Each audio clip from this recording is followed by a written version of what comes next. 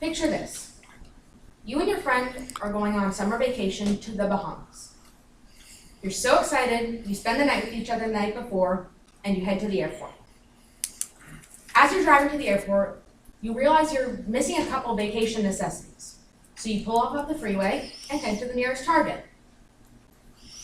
You walk into the sliding glass doors, and you aimlessly browse the aisles for random vacation things you might need. Sunscreen, moisturizer, hair conditioner, all those random little things we forget from time to time. You head to the checkout line, get your receipt from the cashier, and exit Target. But little do you realize, you may have just funded a shark's death. Today I'm going to be talking about squalene, which is known as the silent shark killer. And I'm going to talk about what it is, what it's used for, what the problem is, how the problem affects sharks, and some alternatives we have. So what exactly is squalene? Well, the simplest definition I can give you is it's just shark liver oil. Super easy, something you wouldn't really think of. So according to Elasmo research, shark liver oil, squalene, is found in the highest concentrations of deep sea sharks. And according to FishBase, just the oil accounts for 20% of a shark's entire body weight. That's a huge amount of oil. Now, squalene is really highly regarded for its health boosting properties and its hygiene properties, which leads us into, what is it used for? So squalene is used really widely in cosmetics, health, hygiene products. For example, sunscreen, moisturizer, hair conditioner, makeup. Now, according to Science for Life's article, The Science Behind Squalene, it lists a couple different really beneficial qualities it has to the skin and just health overall, such as it has moisturizing properties, it has the ability to reduce scar appearance, it stimulates blood circulation in the skin, it can prevent aging, and it actually protects against UV rays as well. So what exactly is the problem with using squalene in these products? It seems like it has a bunch of benefits. Well, according to an article on Oceana's website, squalene from shark-based origins was phased out by two major brands, L'Oreal and Unilever, in the year 2012. Now, this was seen as a huge win for animal rights activists and for sharks, and it definitely was. So, the issue was put on the back burner for a couple years. Fast forward to the end of 2016 and 2017, where we are today. The rise in the Korean beauty trend, according to the website Fashionista, is 2017 is going to be its biggest year yet. Now, Korean beauty is just any Korean skincare product. They're being imported from countries like Japan, Korea to the US because it's just a huge trend. People are obsessed with it. And since this is becoming a huge trend, there's a major demand from the Japan and Korean markets. And since these two markets are the largest distributors of squalene, that's where we're running into the problem. It's creeping back onto the shelves of our department stores and even our drugstores. So how exactly does this affect sharks and shark populations?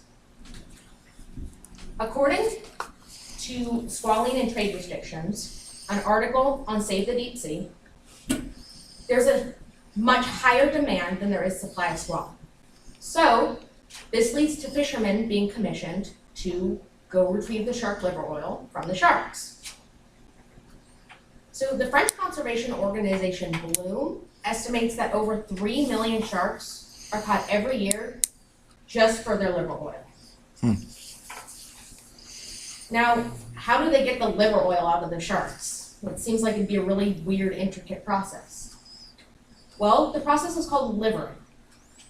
And what happens is a huge group of sharks are caught in a net, brought onto a boat, the livers are removed, and the carcasses are thrown overboard. And this seems pretty inhumane, which it totally is. But not only is it inhumane, but it results in the endangerment of over 10 species of deep sea sharks. So, are there any alternatives to this? Is there any way we can get the great benefits without harming sharks? The good news is the answer is a resounding yes. The best alternative we have right now is from olives. All plants and animals form a very similar compound to squalene, just in different concentrations. So olive oil, the problem with it though, you would think, why aren't we using that all the time if it's such a great alternative?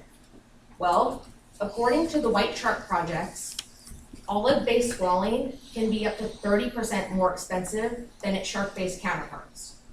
So we reach a crossroads. Do we want to pay more, or do we want to continue endangering these animals?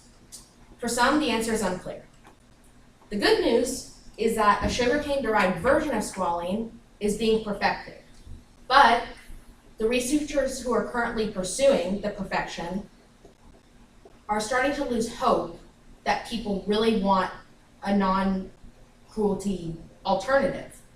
Because the reason for that is not many people know about the issue, so there's not as much push for them as there should be to finally get this finished alternative out.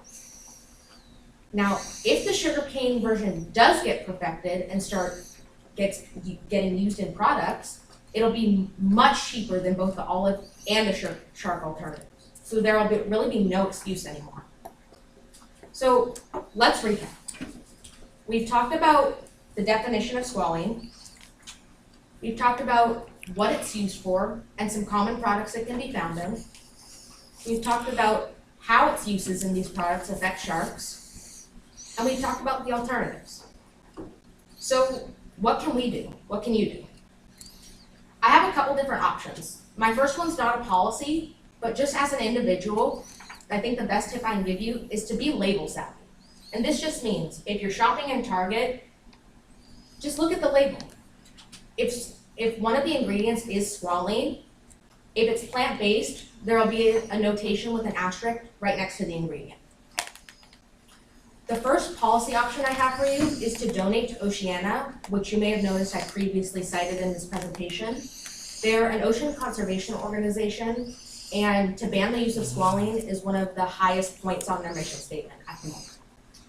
My other policy option for you is to sign a petition on change.org, and it's to ban not just squalene, but to actually ban all shark ingredients, which is even better. So, in conclusion, we all know Jaws. The scary image of the shark coming up to get the human. Oh, they're so vicious, I don't even want to go in the ocean. They're going to get me. But just remember, in the first Jaws movie, the sharks killed the humans. In the second Jaws movie, the humans killed the sharks. And in the third Jaws movie, they coexisted. It seems like we're stuck in the second movie right now, and we all know how terrible sequels are. What do you say we just move on and finish it up? Thank you.